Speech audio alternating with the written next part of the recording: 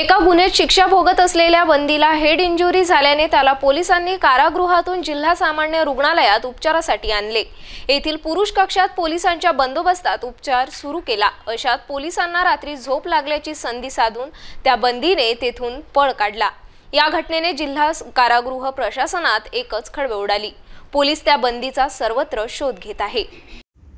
अकोला जिल्ह्यात येत असलेल्या संग्रामपूर तालुक्यातील सुंबा रहिवाशी 42 वर्षीय आरोपी विलास नारायण तायडे यांच्या विरुद्ध हिवरखेड पोलीस स्टेशन येथे मागील 2021 वर्षी 376, 323 भादवीसह विविध कलमानुसार गुन्हे दाखल करण्यात आले होते।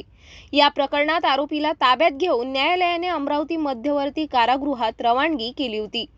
कारागृहात शिक्षा भोगत असताना बंदी विलास तायडे याला हेड इंजुरी झाल्याने त्याला कारागृह पोलिसांनी जिल्हा सामान्य रुग्णालय येथे उपचाराकरता दाखल केले।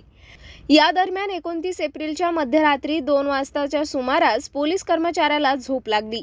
याची संधी साधून बंदी विलासने झोपलेल्या पोलीस कर्मचाऱ्यांच्या खिशातून चाबीचा गुच्छा काढून आरोपी कक्षाला लावलेले कुलूप उघडून पसार झाला।